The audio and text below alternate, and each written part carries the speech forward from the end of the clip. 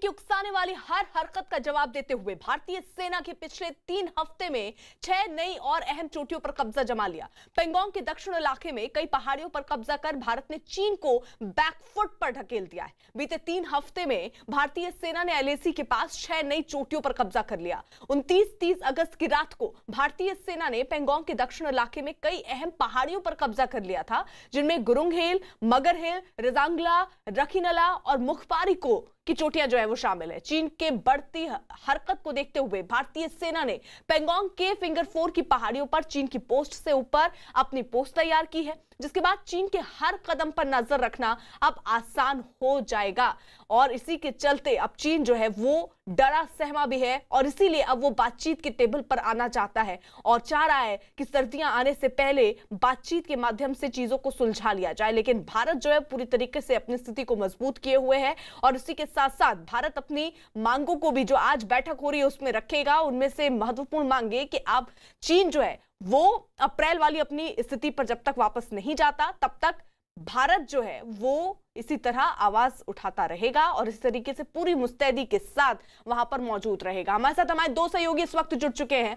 अरुण हमारे साथ इस वक्त मौजूद है लेह से ही और अनुराग भी हमारे साथ लेह से ही मौजूद हैं। जल्दी से पहले रुख अनुराग का, यानी अनुराग, भारत अब मजबूत स्थिति में है और चीन ये बात शायद समझ भी रहा है और इसीलिए अब मोल्डो में ये बैठक बुलाई गई है चीन की तरफ से और बातचीत हो रही है।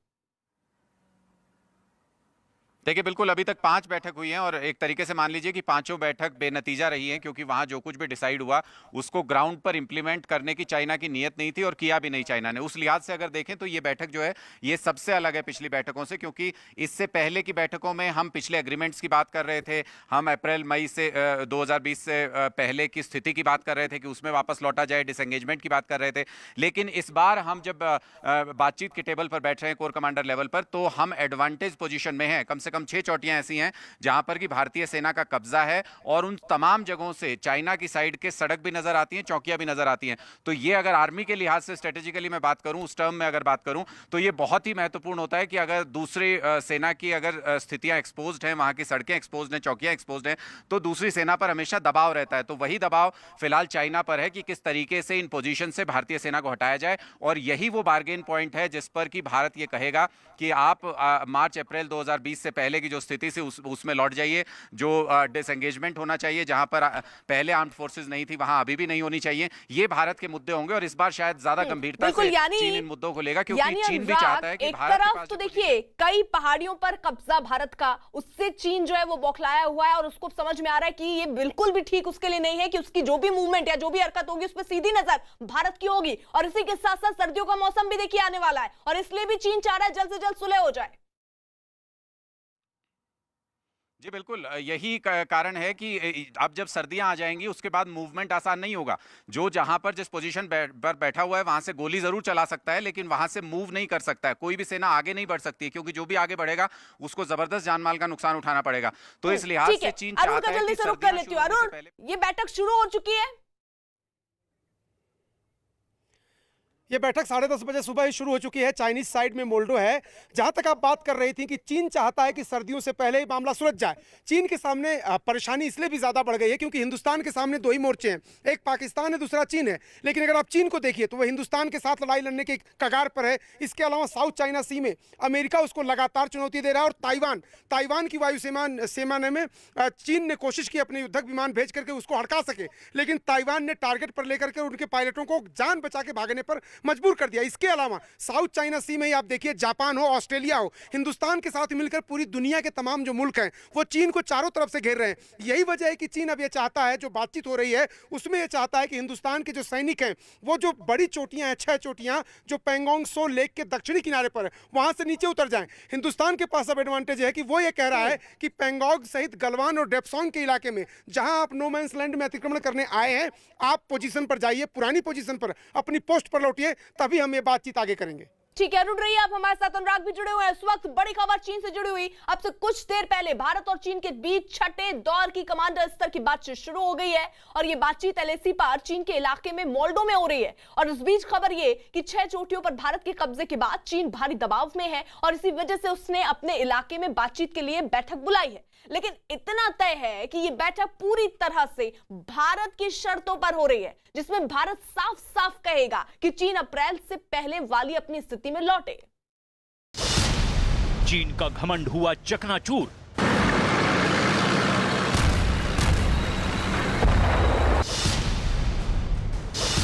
छह चोटियों पर लहराया तिरंगा। भारतीय सैनिकों की जांबाजी का कमाल।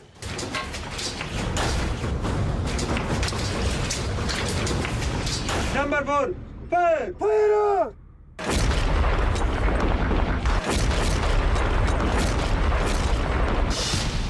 चीनी सैनिकों के तेवर पड़े ढीले। रंग लाई भारतीय सेना की रणनीति।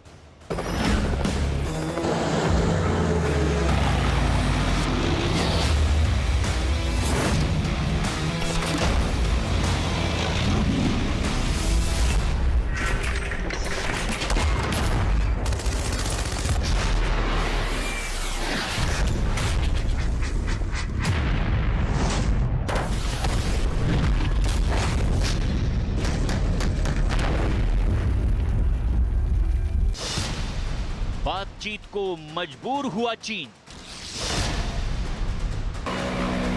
इस वक्त की सबसे चौंकाने वाली बड़ी खबर।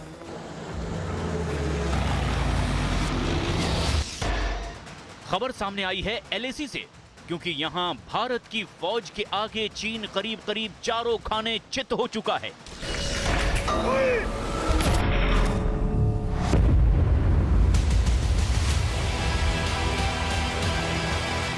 भारतीय फौज के हौसले, ताकत और हुनर ने चीन की हिमाकत को घुटने टेकने पर मजबूर कर दिया है।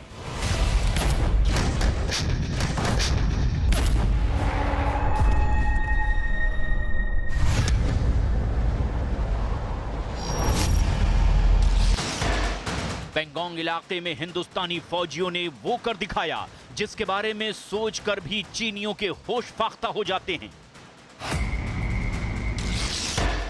पिछले 4 महीने से बातचीत का दिखावा कर रहे चीनियों को अब घुटने के बल चल करके भारत के सामने बातचीत की गुजारिश करनी पड़ रही है।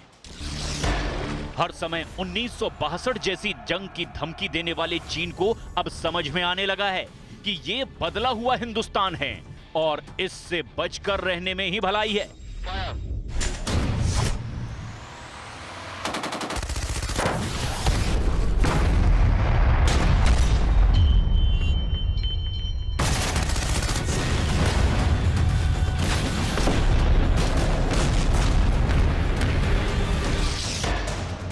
चीन में जब गलवान ने बातचीत के बहाने धोखेबाजी से भारतीय सैनिकों पर हमला किया, तो भारत ने भी ईंट का जवाब पत्थर से दिया, बंदूक का जवाब तोप से।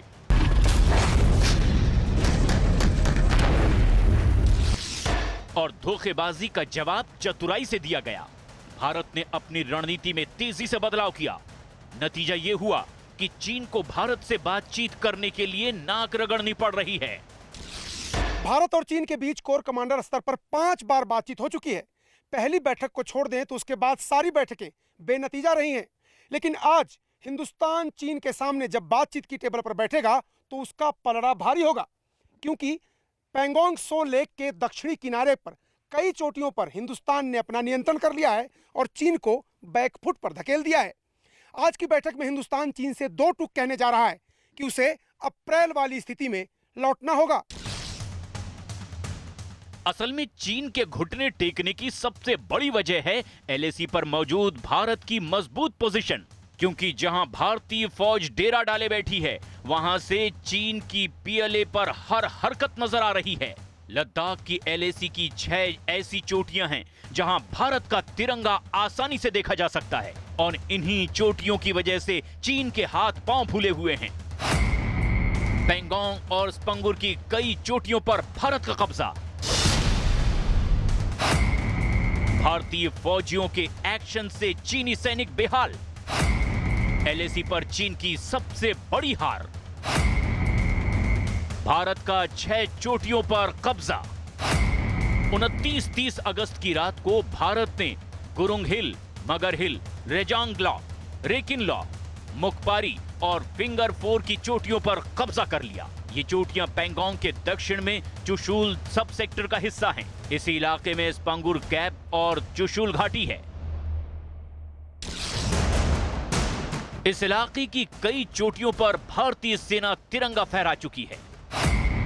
ये सारी चोटियां वही हैं जहां 1962 में भारत चीन के बीच जोरदार जंग हुई थी। इन चोटियों के साथ साथ भारतीय सेना ने फिंगर 4 की चोटियों को भी अपने कब्जे में ले लिया है। चीन की सेना के लिए 50 साल बाद एलएसी के इस सेक्टर में ये सबसे बड़ी हार है, क्योंकि अब चोटियों पर बैठे भारतीय जवानों की चीन की सेना पर पैनी नजर है, जिससे चीन के तेवर ढीले पड़ गए हैं और बातचीत के लिए अब वो गिड़गिड़ाता नजर आ रहा है।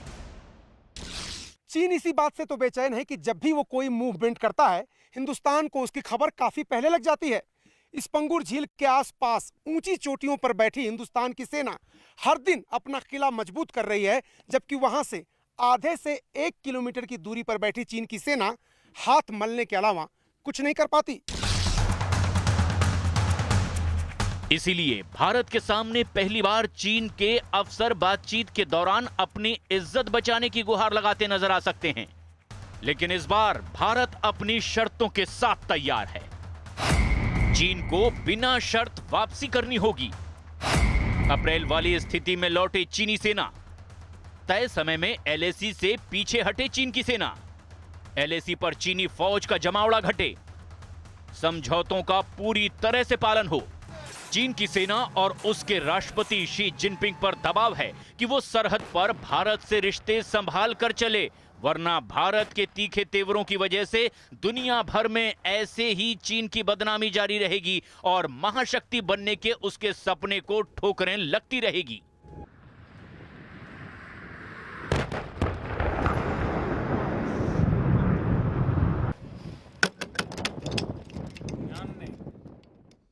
देश के सामान्य जन की बहुत मदद की है। साथियों, इंटरनेट का इस्तेमाल बढ़ने के साथ साथ अब ये भी जरूरी है कि देश के गांवों में अच्छी क्वालिटी, तेज रफ्तार वाला इंटरनेट भी हो। सरकार के प्रयासों की वजह से देश की करीब 1.5 लाख पंचायतों तक फाइबर ऑप्टिकल फाइबर पहले ही पहुंच चुका है। यही नहीं, बीते 6 साल में देश भर में 3 लाख से अधिक कॉमन सर्विस सेंटर भी ऑनलाइन जोड़े गए हैं। अब यही कनेक्टिविटी देश के हर गांव तक पहुंचाने के लक्ष्य के साथ देश आगे बढ़ रहा है। जब गांव-गांव में तेज इंटरनेट पहुंचेगा तो गांव में पढ़ाई आसान होगी। गांव के बच्चे, हमारे ग्रामीण युवा भी एक क्लिक पर दुनिया की किताबों तक, तकनीक तक आसानी से पहुंच पाएंगे। यही नहीं, टेली मेडिसिन के माध्यम से अब दूर सुदूर के गांवों में भी सस्ता और प्रभावी इलाज गरीब को घर बैठे ही दिलाना संभव हो पाएगा।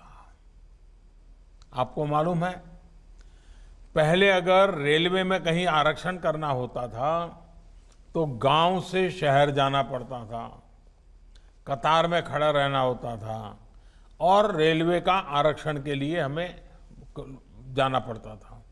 आज कॉमन सर्विस सेंटर में जाकर के अपने ही गांव में आप रेलवे का रिजर्वेशन, कहीं और जाना है तो उसका रिजर्वेशन आसानी से करा सकते हैं। क्यों? इंटरनेट की सुविधा। हमारे किसानों को भी इसका बहुत बड़ा लाभ मिलेगा। इससे किसानों को खेती से जुड़ी हर आधुनिक तकनीक, नई फसलों, नए बीजों, नए तौर तरीकों और बदलते मौसम की जानकारी रियल टाइम में मिलनी संभव हो पाएगी। यही नहीं, अपनी उपज के व्यापार कारोबार को पूरे देश और दुनिया में पहुंचाने में भी उनको ज्यादा सुविधा होगी। एक प्रकार से गांव को अब शहरों की ही तरह हर सुविधा घर बैठे मिले, इसके लिए जरूरी इंफ्रास्ट्रक्चर तैयार किया जा रहा है।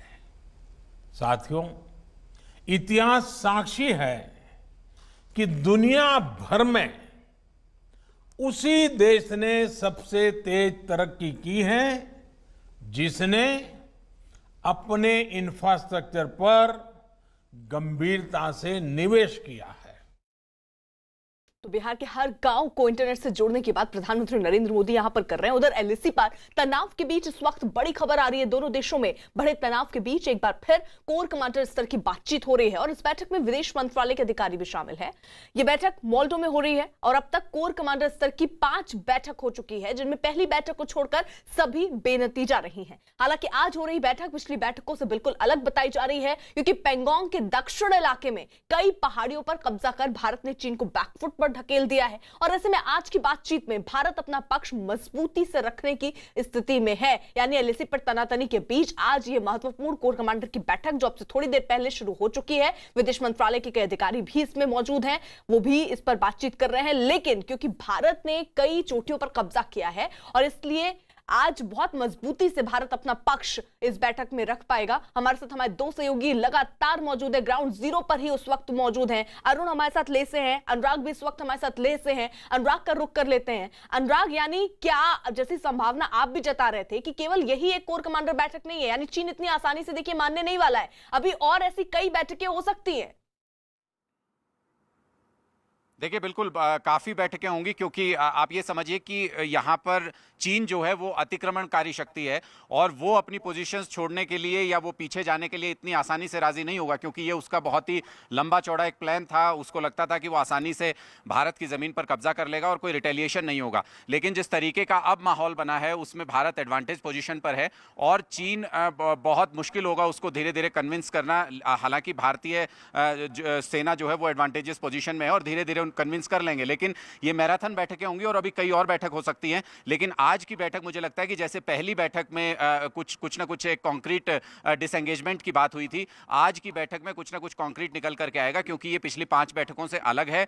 भारत एडवांटेज पोजीशन में है और अपनी बात मजबूती से रख सकता है, इसलिए शायद हो सकता है कि आज कुछ नतीजा निकल करके आए, क्योंकि चाइना भी चाहता है कि भारत इस वक्त जिन पोजीशंस पर बैठा है उनसे वो नीचे आ जाए, ग्राउंड लेवल पर आ जाए, क्योंकि अगर चोटियों पर भारत बैठा रहता है तो पूरे सर्दियों में चीन की सारी हरकतें, सारी चौकियां, सारी सड़क एक्सपोज रहेगी, जो कि चाइना बिल्कुल भी किसी भी हालत में नहीं चाहेगा। लेकिन अरुण देखिए, चीन पर तो भरोसा नहीं किया जा सकता। पहली जो बातचीत हुई उसको छोड़ दे तो सारी बेनतीजा ही बातचीत हुई है जो अभी तक निकली है, और ऐसे में चीन कहता कुछ और करता कुछ है। एक तरफ वो बातचीत की टेबल पर है, दूसरी तरफ वो घुसपैठ करा रहा है, कई साजिशें रच रहा है। तो चीन पे भरोसा कर भी नहीं रही भारत की सेना और भारत की सरकार। आप देखिए कि प्रधानमंत्री से लेकर रक्षा मंत्री तक, थल सेना अध्यक्ष से लेकर के सीडीएस तक, सबने यहां से लेकर कश्मीर तक अपनी तैयारियों को जांचा परखा है। और हिंदुस्तान बातचीत तो कर रहा है, साथ ही साथ वो बैठा नहीं, वो अपनी तैयारी भी कर रहा है। अभी थोड़ी देर पहले मैंने देखा यहां से चिनूक हेलीकॉप्टर जो हमको अमेरिका से मिला है, मालवाहक हेलीकॉप्टर है, वो सीमा से वापस आया है। तो ये आप स्पष्ट रूप से जान लीजिए कि हमारी सीमा पर हमारे सैनिक मुस्तैद हैं, हमारी तैयारी मुकम्मल है। एयरफोर्स की अगर मैं बात करूं तो न सिर्फ ले बल्कि आसपास के जितने भी हमारे पास जो है युद्धक विमानों के की जगह है, जहां पर हमारे बेस है, वहां सब तैनात हैं। और मिनट में 8 मिनट का समय बताया जा रहा है। वायुसेना के अधिकारी कहते हैं 8 मिनट का समय हमको चाहिए, हम एलएसी पर पहुंच जाएंगे। इसके साथ और मैं आपको बताऊं, यहाँ के कई इलाकों में हमने रडार देखे हैं, उच्च क्षमता के रडार, जो यहाँ से 150 किलोमीटर दूर तक अगर कोई ड्रोन या कोई फाइटर एयरक्राफ्ट चीन का आता है या जासूसी विमान है, उसका पता लगा लेंगे। तो हम सिर्फ बातचीत नहीं कर रहे, बातचीत के साथ साथ हमारी तैयारी भी मुकम्मल है। साइमल्टेनियस ये प्रोसेस चल रहा है, हम दोनों तरह। अगर बातचीत से मान जाए चीन तो इससे अच्छी बात कोई नहीं है, लेकिन अगर वो अड़ ही गया है, बिल्कुल, यानी चाहता ही महत्वपूर्ण है। जानकारी हिंदुस्तान अरुण आप की हम तक पहुंचा रहे रहिएगा। आप हमारे साथ, अनुराग भी हमारे साथ हैं। भारत और चीन के बीच हो रही बातचीत इस वक्त शुरू हो चुकी है, अब से थोड़ी देर पहले ही, लेकिन चीन अक्साई चिन और एलएसी पर लगातार सैनिकों की संख्या में बदलाव कर रहा है। साथ ही चीन पेंगोंग लेक के किनारे 50 सैनिकों को लगातार तैनात कर रहा है, और जो भारत को फिलहाल मंजूर नहीं है। ऐसे में इस बैठक के नतीजे चीन के एलएसी के पास और चीन के कब्जे वाले अक्साई चिन में सैनिकों की तैनाती पर निर्भर करते हैं। भारत और चीन के बीच मतभेद के दरअसल 10 मुद्दे, और वो 10 मुद्दे क्या हैं जरा पहले वो भी आप जान लीजिए। चीन की ओर से अक्साई चिन और एलएसी के पास सैनिकों की तैनाती है, जिसका भारत विरोध करता रहा है। चीन पेंगोंग लेक पर 50 सैनिकों की लगातार तैनाती चाहता है, जो भारत को मंजूर नहीं है। चीनी सेना का बेस कैंप में लौटने से इनकार है, जबकि भारतीय सेना बातचीत के बाद लौटने को तैयार है। चीन एलएसी पर हथियार और कुछ इलाकों को छोड़ने से इनकार कर रहा है। चीन की सेना की सर्दी के मौसम का फायदा उठाने की कोशिश है। गिलगिट बाल्टिस्तान के मुद्दे पर पाकिस्तान का साथ दे रहा है चीन लगातार सीपीसी का विस्तार कर रहा है। लद्दाख में दौलत बेग ओल्डी से चुमार तक चीनी सेना का आक्रामक रुख दिखाई दे रहा है। सीपीसी पर चीन की बड़ी योजना है, जिस वजह से वो भारत के साथ विवाद सुलझाने में रुचि नहीं ले रहा। भूटान के बाद सीमा विवाद निपटाकर राजनयिक संबंध बनाने पर चीन का ध्यान है, ताकि भारत को घेरा जा सके। यानी चीन लद्दाख में एलएसी पर भारत के साथ तनाव बढ़ाकर करारी चोट खा चुका है। उधर पड़ोसी देश ताइवान ने भी चीन की एयरफोर्स की हवा निकाल दी। 2 दिन से लगातार चीन के विमान ताइवान स्ट्रेट में चक्कर लगाकर ताइवान को धमकाने की कोशिश कर रहे हैं। अमेरिका के अंडर सेक्रेटरी कीथ क्रेच जब से ताइवान दौरे पर गए हैं, तब से चीन ताइवान को मसल पावर दिखाने की कोशिश कर रहा है। पहले चीन ने 18 लड़ाकू विमान भेजकर ताइवान को धमकाने की कोशिश की, और अब चीन के 19 विमानों ने ताइवान स्ट्रेट में ताइवान की सीमा लांघने की कोशिश की। इसके जवाब में ताइवान ने चीन के 19 विमानों को धमकाकर खदेड़ दिया। अब चीन अपनी एयरफोर्स के प्रोपेगेंडा वीडियो जारी करके ताइवान को डराने की कोशिश कर रहा है। ताइवान ने तोड़ा चीन का गुरूर।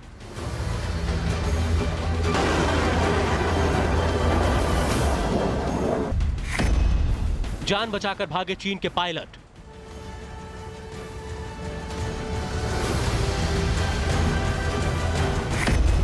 ताइवान से हारे चीन की प्रोपेगेंडा चाल।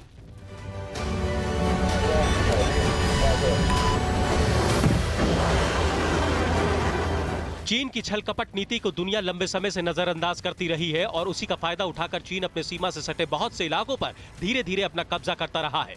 लेकिन दुनिया का नजरिया जब से चीन के लिए बदला है, उस पर शिकंजा कसता जा रहा है।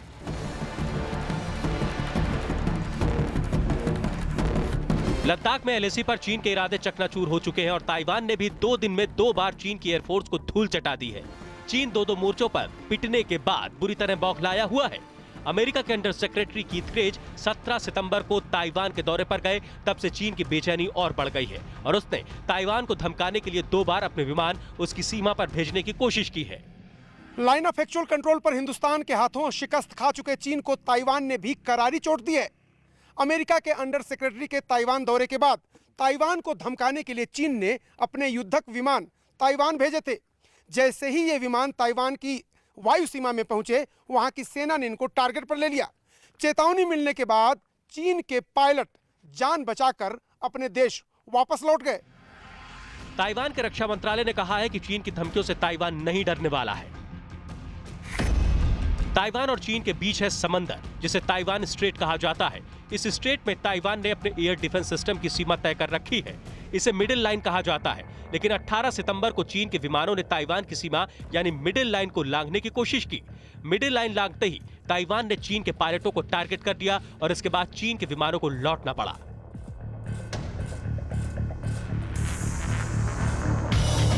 18 और 19 सितंबर यानी लगातार 2 दिन से चीन की एयरफोर्स ताइवान को धमकाने की कोशिश कर रही है। पहले चीन ने 18 सितंबर को 18 विमान ताइवान के नजदीक भेजे। उसके अगले दिन यानी 19 सितंबर को चीन के 19 विमान ताइवान को धमकाने पहुंचे। चीन ने 12 J-16 विमान, 2 J-10 लड़ाकू विमान, 2 J-11 बॉम्बर, 2 H-6 बॉम्बर और एक Y-8 एंटी सबमरीन विमान ताइवान को धमकाने की नीयत से भेजा।